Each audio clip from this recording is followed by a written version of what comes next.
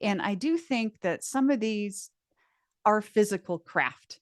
There is evidence that there have been crash retrievals and that there is reverse engineering going on. So those items had to come from somewhere.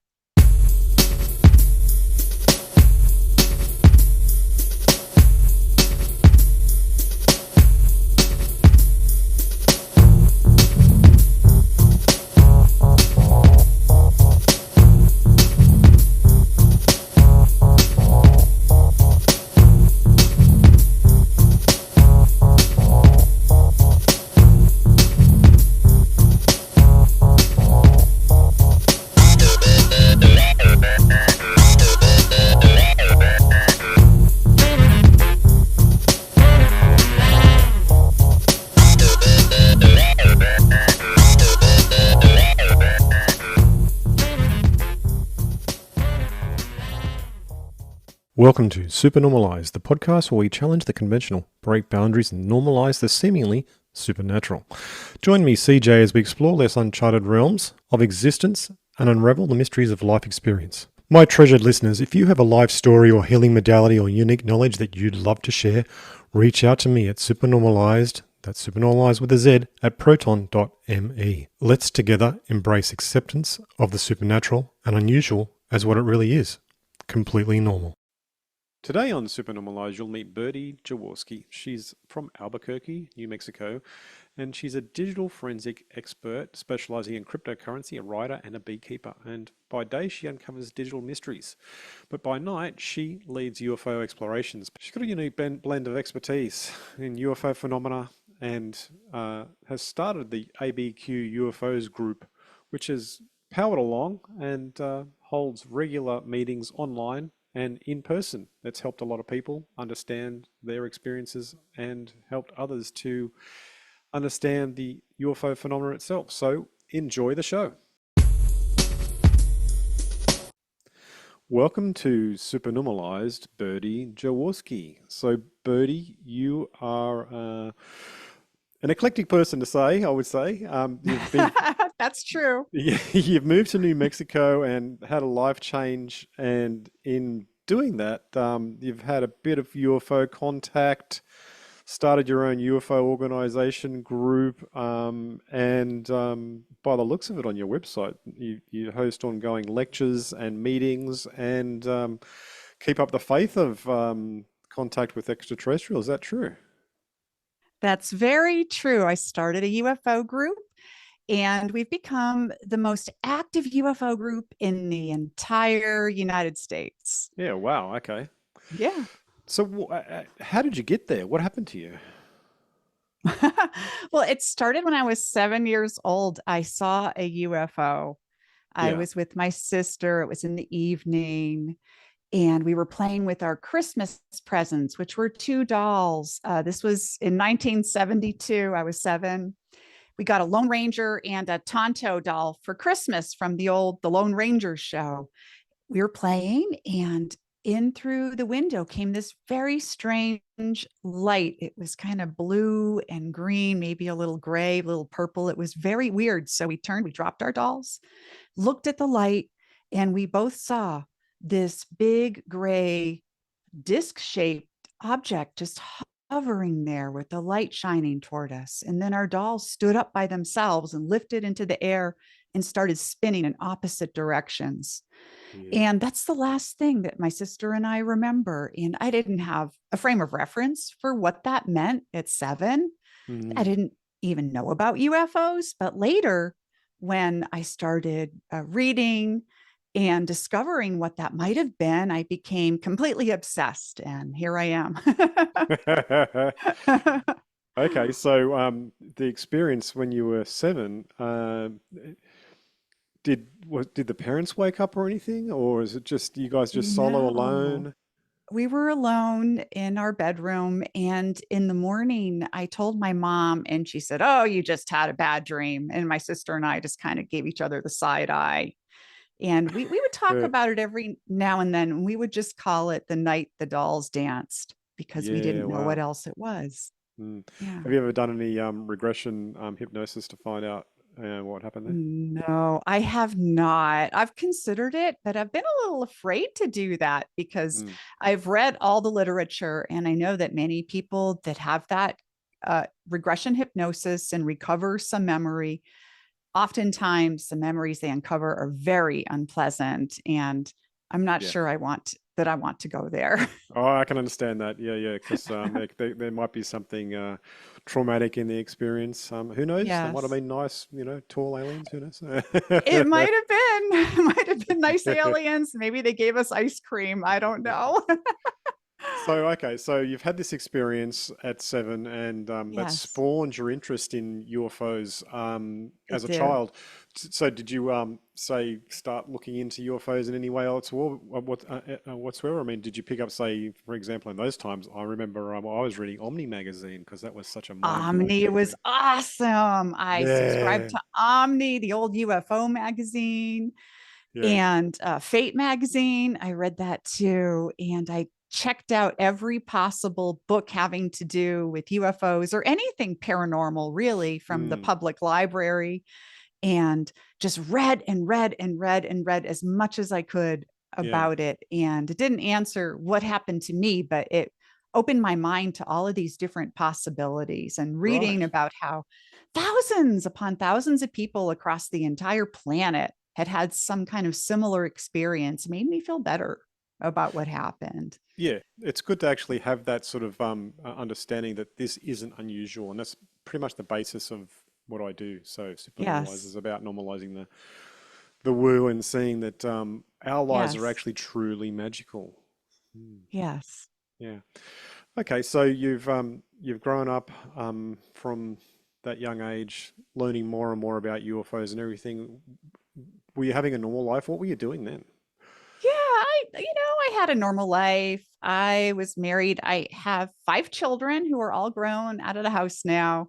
And I ended up going back to school and I got my degree in digital forensics, have a master's degree in that, and work on all different kinds of investigations Mm. using computer forensics. My area of expertise is cryptocurrency.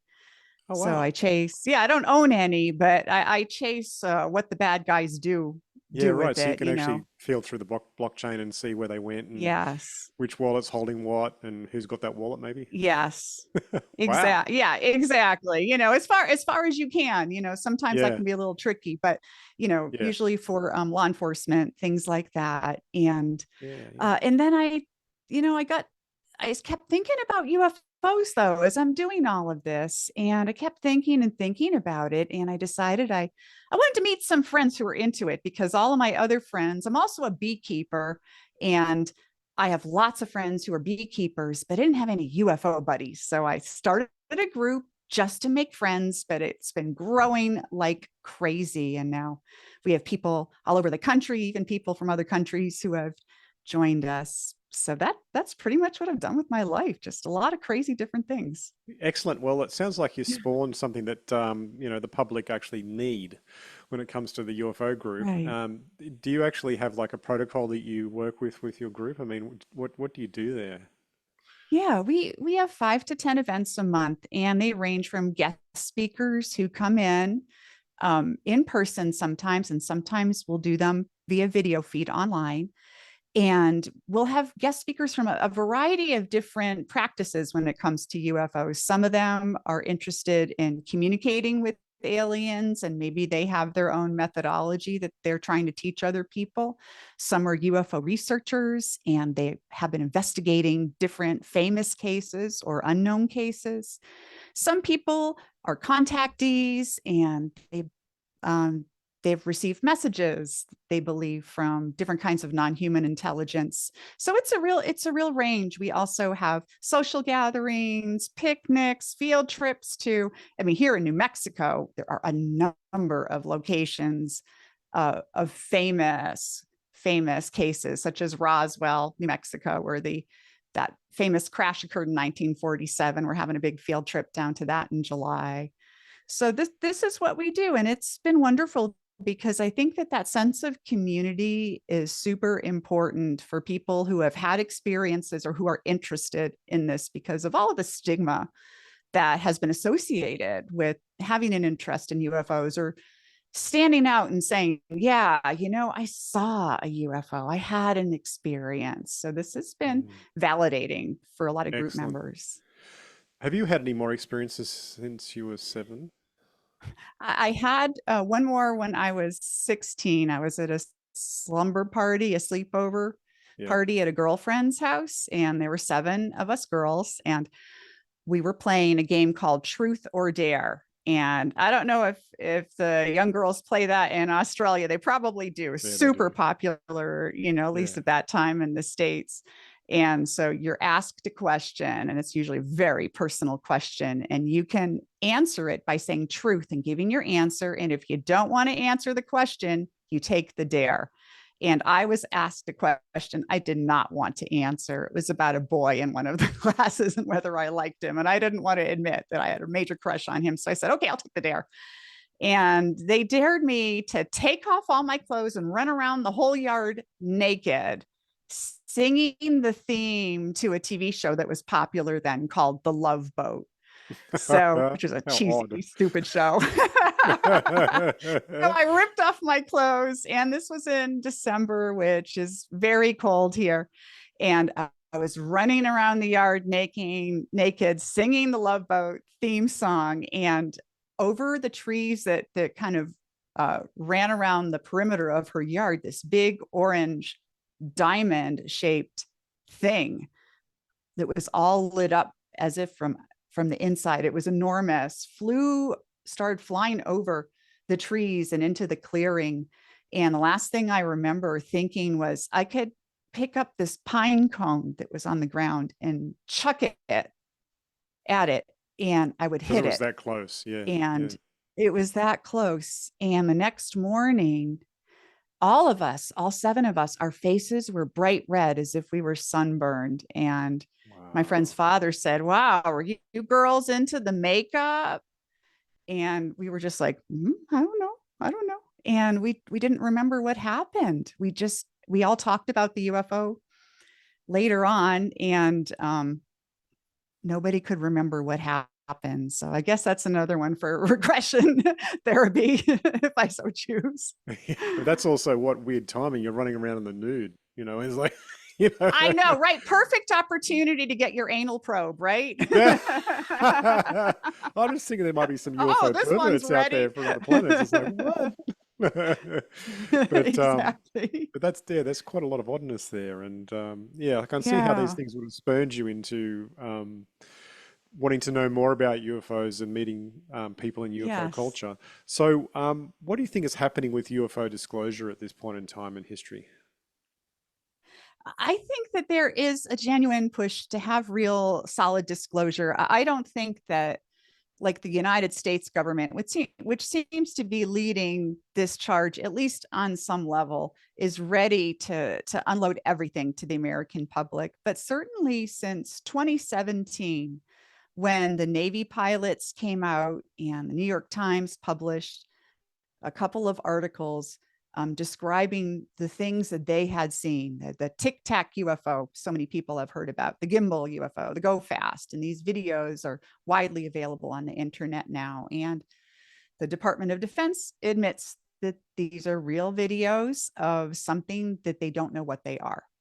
And since then, there's been, movement in Congress. There have been several hearings in the House of Representatives where um, whistleblowers, David Grush, for example, and the Navy pilots and others have given sworn testimony to tell the truth and talked about their experiences and what they've seen, what they've experienced, what they know or don't know. And many members of Congress on both sides of the political aisle are taking this quite seriously. And there's been pushback. There's been pushback. There are members of Congress that really don't want to dive into this. And there are rumors about reasons. Maybe some of these politicians are in the pocket of the defense community because of donations to their campaigns. Maybe some of them have religious objections to admitting that there are extraterrestrials or interdimensionals or whatever these things are. But I do think that we are slowly moving toward eventually the president, or who, maybe President Biden, if it happens before the election. After the election, we'll see who's been voted in. Yeah. And I think it's very possible that we will sometime in the next few years receive, from the president, that message that we are not alone. I think it'll be a low level message. I don't think it'll be and there have been abductions and we have this I don't think we're going to see that anytime soon. But I do think we'll get some kind of low level corroboration. Do you think we really need validation from a president for Absolutely this? not. I mean, as far as I'm concerned, disclosure has already happened. Yeah, me too. It's like, So who cares what yeah, they think? who cares what they think? But I talk with a lot of people, including members of my own family, Hmm. and a lot of them are still on the fence. They're still waiting to see that so-called scientific proof, when the proof is already out there. We have high That's right. level It's high level thousands upon observers, thousands, right? thousands, I know, right? And going back through all of human history. It's That's not right. just the past It's few years. Look at, paintings, cave paintings, and yeah, all kinds of cool paintings from the Middle Ages that, yeah, depict religious motifs. And then yeah, there's a big old flying saucer shining a beam of light on baby Jesus. It's been out there. The truth is yeah. out there. It's been out there for a very long time by the looks of it. It has been. So I'm going to ask you though, what camp are you in when it comes to UFOs? If you choose a camp, because some people actually say, okay, there's solid objects coming from Right. multiple dimensions or very, very, very far away, or are they like spirits that are just changing form because they're actually plasma based? That's such a good question. And I would have to say that I think it's a combination of things. I don't think it's just one kind of non human intelligence that's visited us. Because if you look at the body of evidence, all the people who have given reports, there is a wide range of different body shapes and sizes, different craft shapes and sizes, and different kinds of activities involved. And I do think that some of these are physical craft. There is evidence that there have been crash retrievals and that there is reverse engineering going on. So those items had to come from somewhere. Yeah. And I don't know where, but I think that they come from somewhere, maybe other planets. And but I do think other people have experiences that perhaps could be of a more interdimensional sort or spirit realm, that people see orbs or beautiful entities, light creatures. And those to me seem to be a different, maybe related phenomenon. So I think it's everything. Yeah, yeah. I think it's a spectrum Yeah. of things depending on the person themselves, because Right. you hear a lot of experiences when it's actually a group of people. Like out of that group, some people might see something, some people might see something else, and then the other people don't see anything at Yes. all. Yes. And it's like, I don't know, I relate it back to like psychedelics. It depends on like the intention or whatever you're carrying within you is sort of like the way that the world then feeds back to you. So That's so the true about everything, isn't it? right, yeah, and so the experience of, say, this other object, the object of other, but in some sort of form, will also take Right. whatever it needs to inform you of what you need to know at that time. And so, yeah, sometimes solid, Yeah. sometimes spirits, sometimes actual light beings. Right. Sometimes can even just be an impression. I mean, I've had visitations where it's just like a sense of them right there, you know what I mean? And you can Yes. feel them, and it's like, oh wow, yeah, here we are. So You yeah, just gave me goosebumps on my arms when you said that. As I yeah, think we all we have know that. we all know that feeling when Yeah, someone's watching you yeah, or someone's nearby. yeah, Yeah, we experience that when someone we love dies, yeah. or True, true. There's the yeah, connection. It's the frequency yeah, thing. it is. Now, I've read a lot of reports of people seeing Bigfoot, Sitonga, Yeah. yowies, and then suddenly UFOs are nearby. Yes. What do you think's going on there? That's a good question. And here in New Mexico, Bigfoot is super big here. We have many Native American tribes who live in our state on reservation areas and pueblos. And in their areas, Bigfoot is a commonly seen occurrence. And a lot of the native police officers, the rangers, they actually have photographs and they have taken hair samples and footprint measurements, and Mm, to the native population, these are creatures that just live in harmony with us, and they have like a symbiotic relationship with people who live in those areas. And UFOs are associated even in those areas with many of these cryptid type creatures. There's chupacabra up in northern New Mexico, and people see UFOs when they see the chupacabra as well. mm, And it's hard to say what exactly that relationship is. There seems to be one. Is whatever piloting those UFOs interested in these creatures just as we are interested in them, or is is there some kind of holographic thing going on, or are these creatures interdimensional or mm, multidimensional or what have you? I don't know how to answer that, but does seem to be a correlation, not all the time, but mm, often. mm.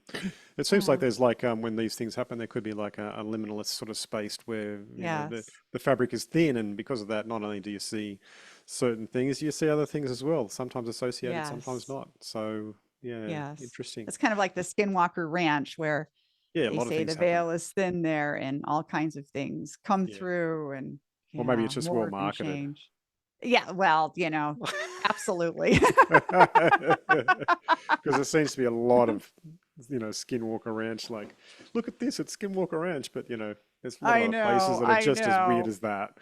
I know exactly. Yeah, there's a ranch here in New Mexico that is not on television that some people know about, and they do have weird experiences there too, where they've seen wolves that change into different kinds of creatures, Yeah, and they've seen almost like portals in the sky where ships have come through. So yeah, it's not the only place on the planet with cool stuff going on. yeah. I mean, Yeah, we live in a really magical world, and I think we that do.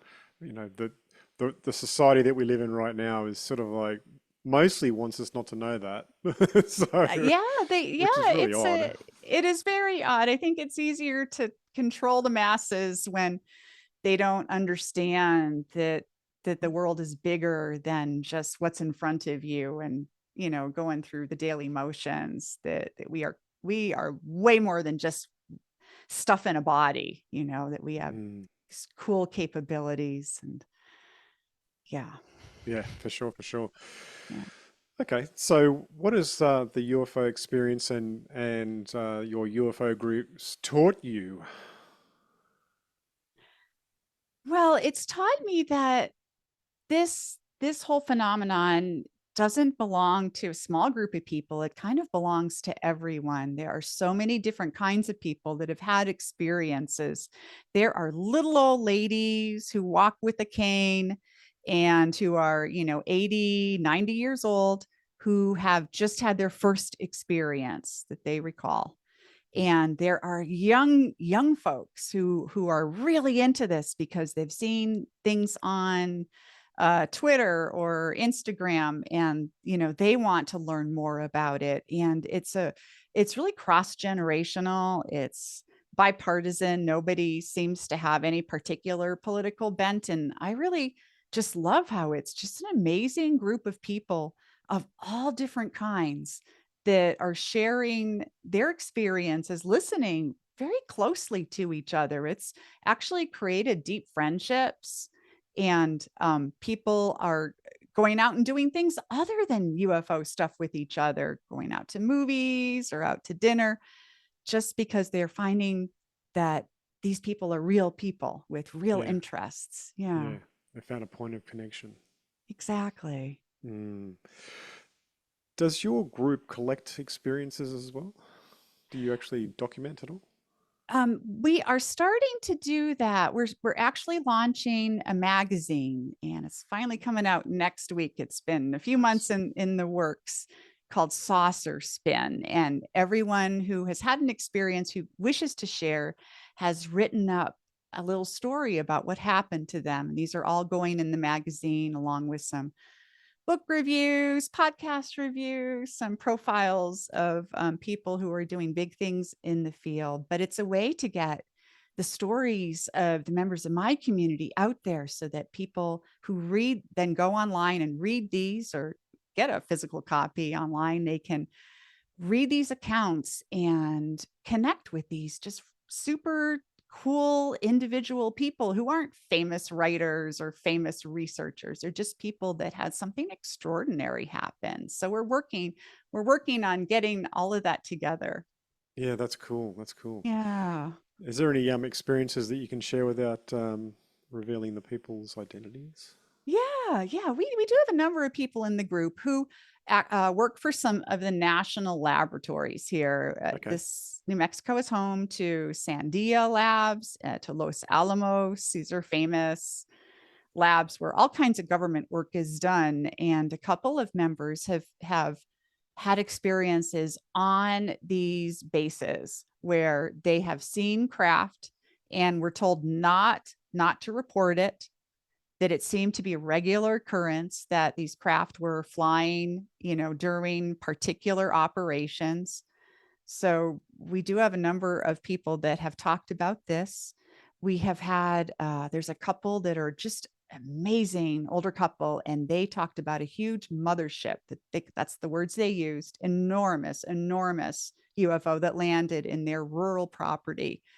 And it terrified them because they had never seen anything like it, had never heard of anything like it. They weren't familiar with the whole UFO field or all the mythology surrounding it. It had many different colored lights. It left imprints in the dirt and then it just kind of flew away. Other Wow. people have reported abduction experiences where they wake up in the middle of the night and they see the little non-human creatures at the side of the bed. Some people have been getting messages that they might see or just hear a voice, or they'll get a telepathic message and they write these messages down, and they've been sharing these messages with other people in the group who are interested in learning more about that. So the experiences really run the gamut from the military to just common individuals having something crazy happen to them. Mm. Yeah. Do you give any weight to the idea that these are actually uh, malefic spirits? I think that that all of these things are within the realm of possibility, Mm. that you know these could be some kind of spirit life that has always existed here on our planet. People talk about the whole Drake equation. Is it even possible for ships to make it, you know, faster than the speed of light or through great distances, that the time that it would take to come from another place to get to our planet? Maybe they've always been here. I think that all these things are possible, that it could be spirits. They could be good. They could be bad. They could be completely indifferent. I don't think that we know the answers to those because we only have all these bits and pieces, these little teeny puzzle pieces that we keep trying to fit together. And we don't have the big answers yet. Now, does the government have those answers? I really doubt it. They may have some technology they've reverse engineered, but I really don't think that they have all the answers either. So it's up for Mm. grabs. What's your hunch? I think that if you look at the history of all of the reported sightings, I think that very, very few of them have had any kind of real negative aspect to it. Yes, there have been some where humans have died, or some where humans have gotten perhaps radiation poisoning or been harmed in some way. The whole abduction scenario, I know is very disconcerting to many people. And if I think about it, I think, yeah, it is like kidnapping and having medical procedures done, but we don't really know what's happening. And it doesn't seem to have lasting physical harm to the individuals that have encountered these kinds of experiences. So I don't think that whatever is doing this is out to conquer the world. I think if they had that technology, they would That have would have already happened. conquered us. It would have Yeah, happened already. So exactly. yeah, I think they're interested in us. I think that maybe they helped create us. I think that the whole genetic testing is possibly part of a long-term test where we are, being developed in some way. I think that's possible, but I don't think that they're evil or bad. I think they're different, and I think there's probably a lot to understand. A lot of things we could learn from them if they decided upon open contact, but maybe we're not ready for that. Just look at us. We're horrible creatures. Look at all the ways we harm each other and harm our beautiful planet. And we're pretty crappy as a species overall, but we're beautiful too. So I don't know. Yeah, I think humanity is much more amazing than that. Personally, Yeah. so you know, I don't know why it's been represented that way when it comes to the UFO thing. Yeah. Yeah, but yeah, it'd be interesting to see how it all plays out in time. I mean, we are coming It towards this, what seems is. to be like a big change point in reality. And it seems like Yeah, transparency is becoming more and more of a thing that is just necessary. And it and is. over time, yeah, there will be greater understanding that will come to all of us. I really hope so. I think that, we have a lot to offer the visitors. I think we do. We have Mm. incredible art and music, and, people haven't really reported a lot of alien art, or there have been some cases with music, but I kind of wonder, maybe that's an intrigue for. Yeah, right. So they haven't really shown Yeah. any alien art to us so far. Yeah. What if their existence is art? It absolutely could be. It could be. It could be all performance art even, or something. Yeah. That's an interesting angle. A Yeah. yeah, a large ballet of some sort, Yeah. that operates on such a grand, eons, a grand scale, that we couldn't possibly conceive it just living the short lives that we do in these physical bodies, Mm, but maybe when after we pass on and we go on to whatever our next adventure may be, perhaps then we can see the bigger picture and see what really is all of this about. I'm mm. hopeful. Yeah, I'm hopeful too. It's like a live action role play that is destined to It wake us up. is. Exactly. Mm. So you also are a beekeeper. Yes.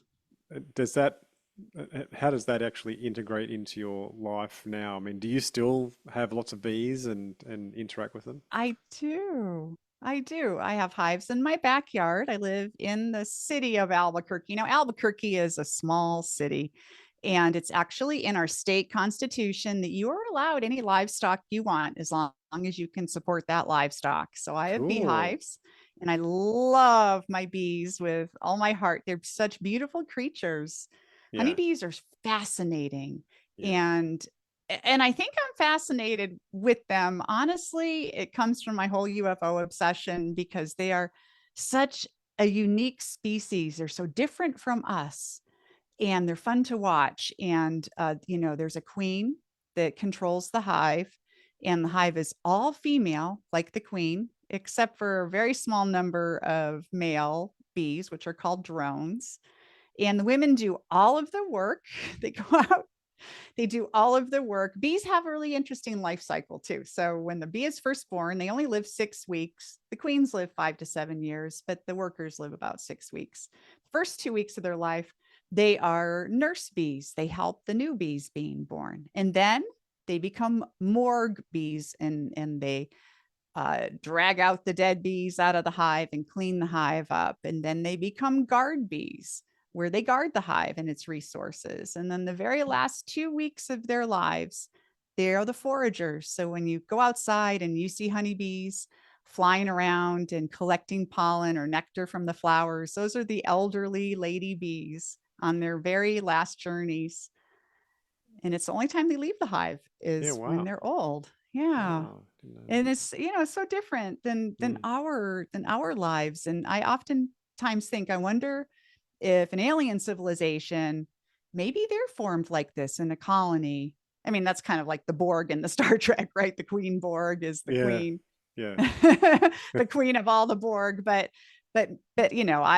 bees are not destructive. They're beautiful and they're helpful to the environment. They pollinate the plants, and maybe that's what's happening with the non-human visitors.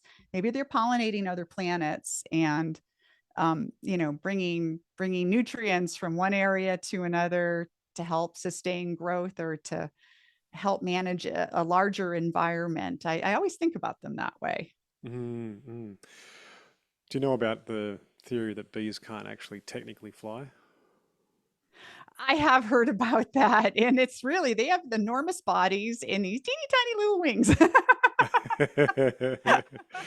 Yeah, yeah, I've read about it. And it's like what they do is they set up sort of like a frequency with their wings, Yes. and that causes like a space around them to open up, and then they're not actually flying; they're like micro teleporting in every direction. Right, right. Yeah, there's so many different things with frequencies associated with bees. It's the whole flying thing is one, how they communicate with each other. They use Yep. different frequencies to communicate. They Mm. can tell they can tell fantastic stories when they come into the hive. They tell stories about where the best nutrients are. And these nutrients may be 3 miles away, and you have to fly over and under and through things to get to, and they can accurately pinpoint that location for their sisters to go out and collect exactly in that location. It's When very it's cool. time for the hive to swarm, that's how a hive reproduces. Then a new queen is born, and the old queen leaves with half the hive, leaving the new queen and half in the old hive. And so the swarm goes off on their way, but they've got other female bees that fly ahead, the scouts, that will determine where to go. And they come back and then they impart this information, a series of dances and frequencies to the queen and all of her attendants to describe each location. And then the bees literally vote on it and reach a consensus. They have to reach consensus before they decide which new home to fly to. It's so beyond what we even do as humans. It's amazing. Wow, it's like a monarchical tyranny, but democracy at the Yeah, same yeah, time. exactly. Exactly. Yeah, it's a Yeah. weird combination. The queen can't survive without her big, beautiful female family, and they can't survive without her. So they work together. Wow, that's cool. Yeah, Yeah. we've got some native bees ourselves on our balcony, and Oh, yeah, nice. they're a pleasure to interact with. I'm actually allergic to bees, but Well, you're probably not allergic to native bees. It's usually just honeybees that people are allergic to. They're an invasive species, alas. Native bees yeah, are way more important to our Earth ecosystem. right. And like here in New Mexico, there's over 1,000 different native bee species. Yeah, wow, So cool. yeah, so my backyard's a big pollinator backyard with many different kinds of flowers and things that they like. Nice. What Yeah. sort of messages do the bees have for you? Though the bees are, the bees can tell you what kind of year you're going to have. If they are um, making a lot of reserves, a lot of honey, packing away a lot of pollen in the hive, then they know that it's going to be a drought. I mean, here in New Mexico, we go through drought seasons, and some seasons are better than others. And you can tell just going into the hive, which I do every 2 weeks, what they think the summer is going to end up looking like, and they are always, always correct. So you can kind of Wow. predict the weather from the bees. If they all get into the hive and they're not out flying around, the wind's going to pick up heavy duty here, or we're going to about to get blasted with some rain or a big storm. They always know ahead of time what's happening. And in the hive is kind of it's delicate. You have to watch their health. I'm a natural beekeeper. I don't use any chemicals in the hive, and mites are a big problem here in the United States. It's probably the same too in Australia. I'm guessing mites have been a big problem with the whole colony collapse Right. issue. So you have to watch your bee health. And I use, natural remedies like juniper and things like that if I feel that my bees are getting sick. But it is they're a great indicator of what's happening in the world around us. And and they'll either like you or they don't. My bees That's love me. They know me. They tolerate my dog barely, but there have been a couple people that have come over and they'll get and a bee will fly right and bonk them in the face. And that's kind of a warning. Stand back. We don't want you near our hive. They won't wow. sting, but they And will dive bomb you if you don't like you. what does that say about that person? Right. What does that say? I mean, at the very least, they're probably nervous and radiating that nervousness about being near a beehive. Right. But sometimes, they're not nervous, and I have to wonder, okay, what's really going on here? Yeah, exactly. That's totally weird. Yeah. Yeah. But obviously they're tuned in to that person and said, "Well, no, we don't want them around." Yeah, we don't want them. So we're coming towards the end of the show now, Birdie. What do you want to share with people that you think might be relevant for their lives right now that will assist them in getting through the coming changes that we're going through? Yeah, we live on an absolutely incredible planet, and we are way more than what we think we are. We have incredible abilities of, not just compassion and empathy and understanding and being able to learn all kinds of cool things, but we have abilities to reach our minds out, have awareness of things that are much greater than who we are as an individual. Collectively, we have incredible strength and beauty.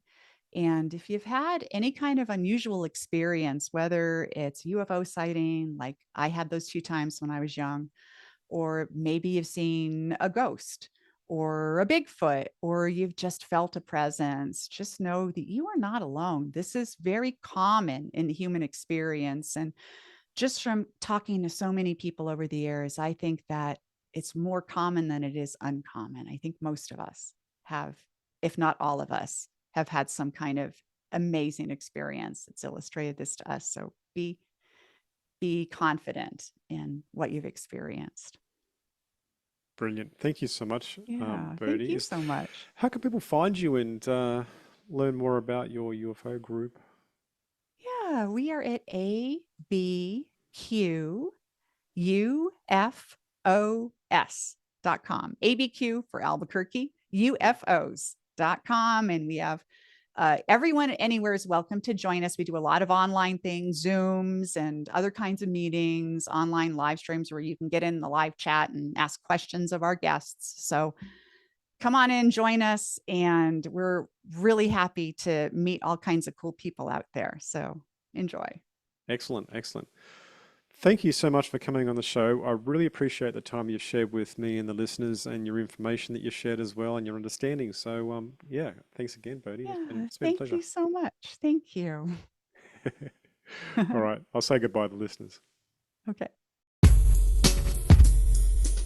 That was a great episode with Birdie. She's done some really good things there with the UFO group, and I'm sure that's helping a lot of people. And her unique understanding of bees is very touching as well.